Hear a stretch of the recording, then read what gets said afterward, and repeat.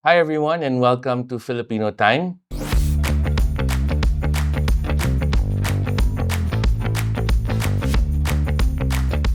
Today we have a special guest, Vernon, the editor-in-chief at Vicer. Hi Vernon, Hi, Sir welcome. Ted. Thank you for having me.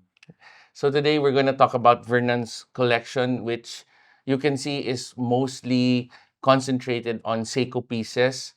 And Hindi mostly, talagang Seiko lang talaga. Yun lang ang kaya natin. and then, of course, Vernon will tell us about the backstories or how he ended up with these pieces and much more. He's going to share with us about his watch collecting journey, which started in 2016. 2016. 2016. Sa Seiko. All Para right. buong buhay ko naman meron akong watches talaga. Okay. So, at what age kaya did you start? Well, nag-start ako nung bata ako. Inuwian ako ng lola ko galing sa States ng Mickey Mouse na Okay. watch. Sobrang natuwa ako sa sarili na yun. I think dun nagsimula yung love ko sa watches. Mhm. Sayang nga, di ko natabi eh. Yeah. But I'm sure you wore it a lot siguro lot. growing up. A lot, sobra. Oh, maraming story din siguro yun. Oo. Kung kaya niya. All my life, meron talaga akong, laging may suot akong relo. Okay. Kahit bata ako, meron ako Is it Seiko talaga. because you're strict about your time or routine? Hindi naman. Habit lang, nasanay lang. Dahil siguro nga nasanay ako dun sa Mickey Mouse watch ko. Pag wala akong suot na watch sa wrist ko, parang you feel naked. Okay. Parang may kulang. Yeah. Diba? Sa totoo lang, tayo ngayon, hindi naman natin talaga kailangan ng relo kasi sa mobile phone lang natin may accurate na time ka, di ba? Yeah. But for some reason, ayoko nung wala akong suot na relo. So we'll start first with the first piece that Vernon wants to share with us. And originally, it was a reissue Batman Seiko Turtle. But tell us, Vernon, about the few mods that you decided to do to this. Yeah, so I got this in November 2016. Okay. After I left my previous publication. Parang, parang naging instrumento para maalis yung isip ko. Siyempre, pagka nawalan ka ng job, di ba? Parang, or medyo nakaka-stress yun, di ba? So, binili ko to, hindi para mag-collect. Okay. In fact, ang intention ko, ito na yung daily watch. Hindi, I mean, ito na for life. Parang, Okay. ito na lang gagamitin ko. Yeah. Kasi nga, una-una, hindi ko naman talaga afford talaga mag-start ng collection dahil hindi man tayo mayaman. Hindi naman ako kagaya mo, di ba? So anyway, nung time na yun, bago ko bilhin nga pala to, happy na ako. Meron akong Tag Heuer na Formula 1 Okay. na automatic. Yeah. Sabi ko, okay na to, okay na dapat. Kaya lang, yun nga, nawalan ako ng trabaho. I had to sell that watch. You sold it.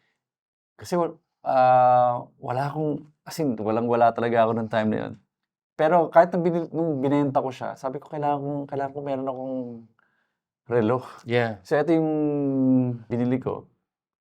Happy na ako for the first month. Mhm. Kaya lang dahil first time ko ulit magkaroon ng Seiko, nakanood ako ng mga YouTube videos. Mhm. Doon nagsimula. Kakanood ko ng mga videos. Tapos nag-join ako nun sa Facebook page ng Seiko Club. Actually, nag-quit na ako kasi Delikado ba? kaya dumami yung collection ko dahil kakasilip ko doon. Yeah. So yung dapat na one watch ko for life, umabot yung collection ko siguro mga 65 pieces siguro. Guys, 65. So, bakit naging 16 na lang? Huwag kayong mag-alala, wala tayong financial na problema. I decided to give it up nung, my history, di ba? Yeah. Nagkaroon ako ng aneurysm. Yes. So I had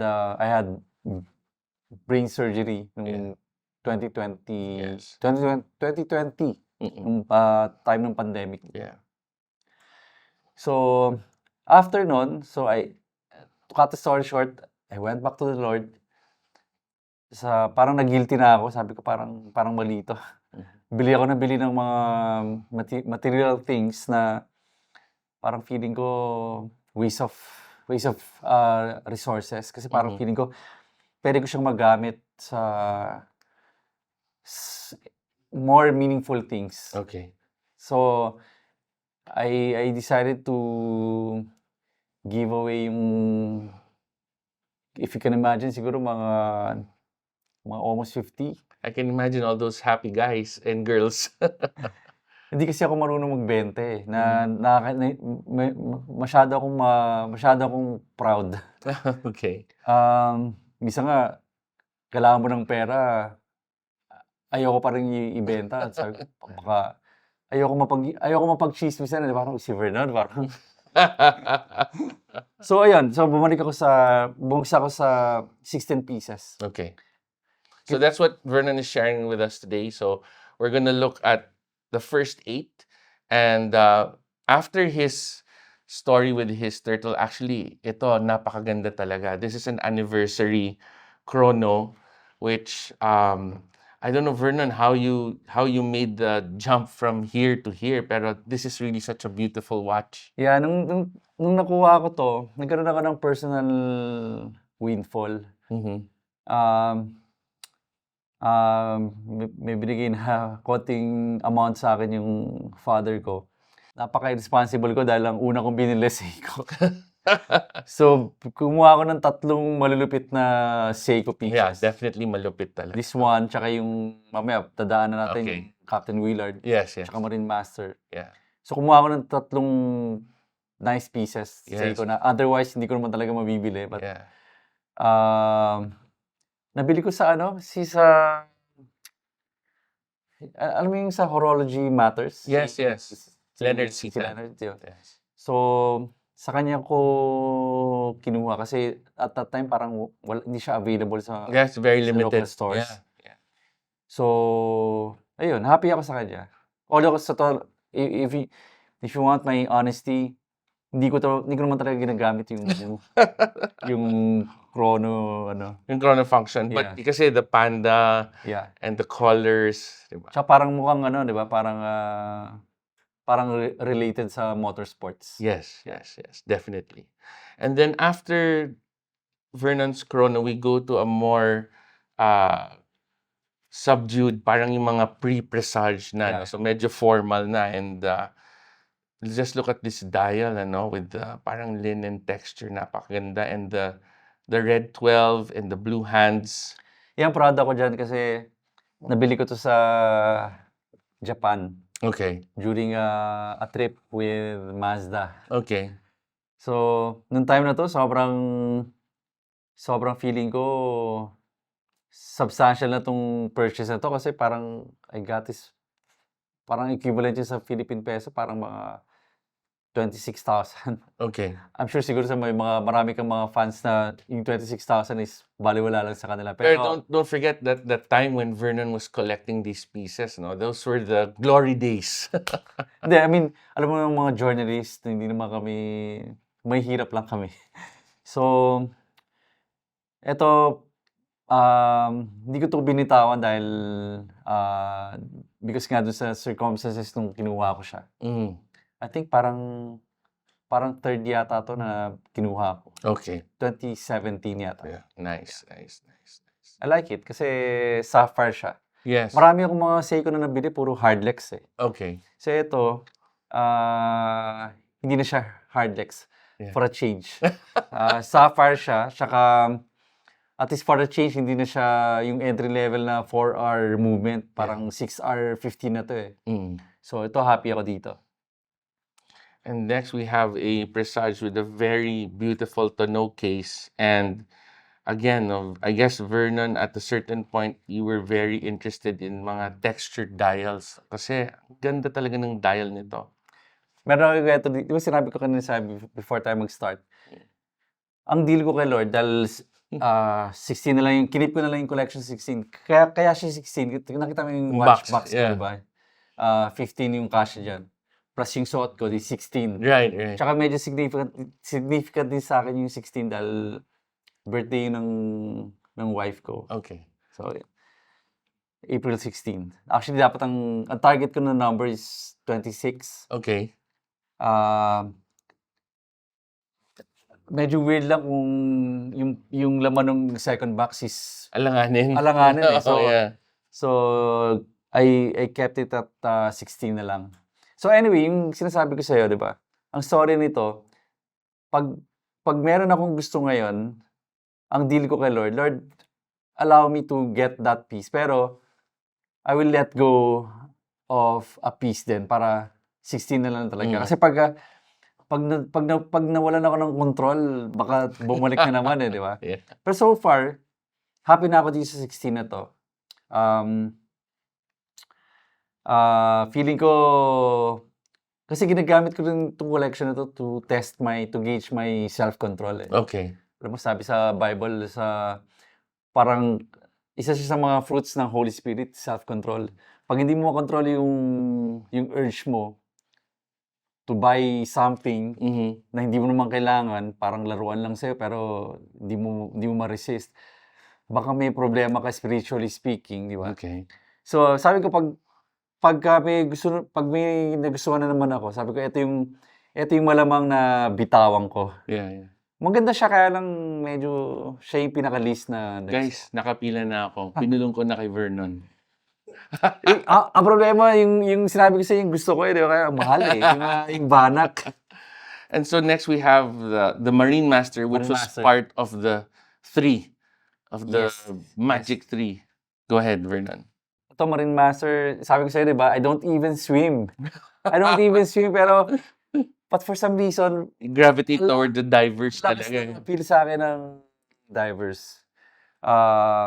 So, ito, never na nabasa to sa totoo lang. Siguro nabasa to siguro sa ulan lang. Tsaka ito lang ang relo ko na na parang ano tawag doon? Naka-mono. The monocoque. You have to open So, from the front.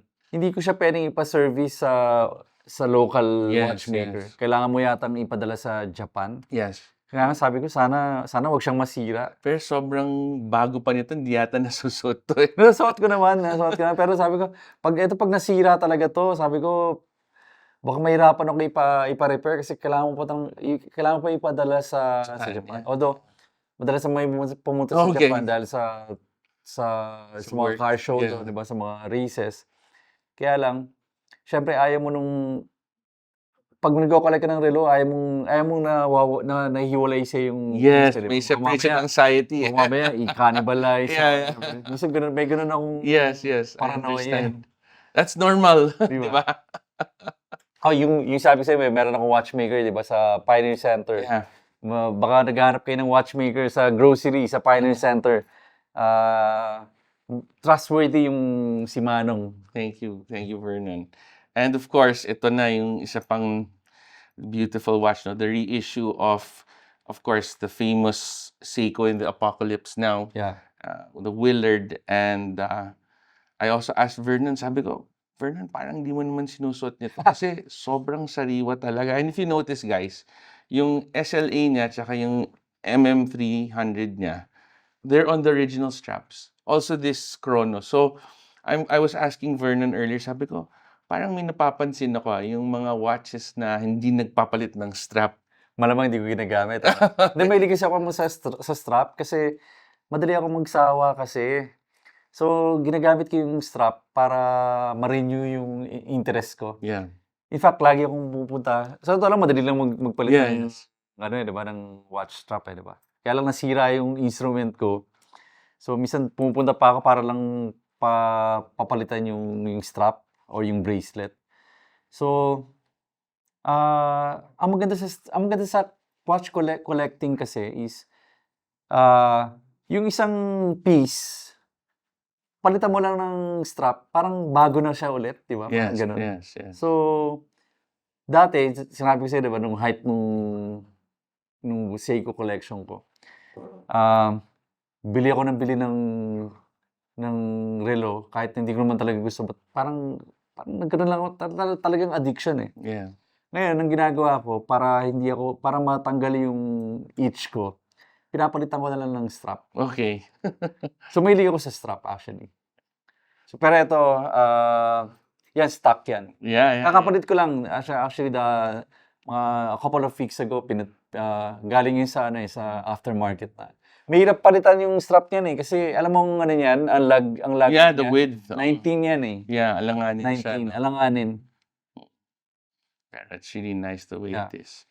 And last on this spread, of course, this is Vernon's Presage, which was Enamel. yeah, by Ricky Watanabe. Yeah. Yeah, sige, tell us about this one. Dalawa, this model was released parang dalawang colors. Etong white, tsaka yung brown. Okay. In fact, muntik ko nang kunin yung brown. So you got this abroad? Dito lang. Dito. Saan ko mabili nito? Parang sa Mega Mall. Oh, okay. Ganun ako ungas. Maghanap ng mga Seiko. Sumisilip lang ako sa mga department store tapos paglabas mo, may dala ka na. But anyway, maganda yung white kasi, di ba? Parang Yes. very minimalist. Yes. Yung binagit mo na Japanese designer. Yes. Parang siya nag-inspire dito. Yeah. So, okay siya. Parang, naalala ko dito parang parang Nomos. Although, ang Nomos kasi manipis di ba? Yes. Ito medyo makapal eh. Yeah. Actually, which I like. Ayoko nung Masyado manipis. manipis. Yeah. So, para siyang Nomos na makapal. Okay. So of these 8 Vernon, which one gets the most wrist time? Ay, ito, itong... I see the turtle. The first Pero sabi ko sa'yo, ito yung pinaka-special sa... Yeah, sige, let's show fact, them. In fact, siya lang ang piece ko na... Well, siya lang yung mod. Okay. Hindi ako mahilig sa mod talaga eh. Okay. Kaya lang gusto ko yung black talaga eh. Sabi ko nga, dapat binili ko na lang talaga yung black. all black. Yeah. So anyway, tapos ito lang yung may in-engrave ko yung Yeah. initials ko. VBS. Yeah. Plano ko dapat engravean ko lahat eh. Kaya lang parang nakakatakot mag-experiment eh. So after niyan, parang tinigil ko muna. Baka masira ko lahat yung Okay, guys. So stay tuned for part 2 with Vernon Sarne and the rest of his Seiko collection. See you.